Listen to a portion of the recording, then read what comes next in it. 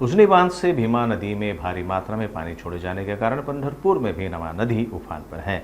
शहर के व्यास नारायण के निचले इलाके में पानी घुसने के कारण यहाँ के कई परिवारों को स्थलांतरित करना पड़ा है। उजनी बांध में दौंड से आने वाला पानी अब लगभग आधा घटकर 1,16,000 क्यूसेक हो गया है। उजनी बांध से भीमा नदी में भारी मात्रा में पानी छोड़े जाने के कारण पंढरपुर में भीमा नदी उफान पर है। शहर के व्यास नारायण के निचले इलाके में पानी घुसने के कारण यहाँ के कई परिवारों को स्थानांतरित करना पड़ रहा है। निवासियों को स्थानांतरित करने में इस क्षेत्र के पूर्व नगर सेवक विक्रम सिरसाट और उनके सहयोगी जुटे हैं।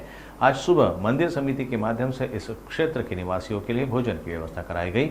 विक्रम सिरसाट ने कहा कि कई नागरिकों को स्थानांतरित करने का काम अभी भी जारी है।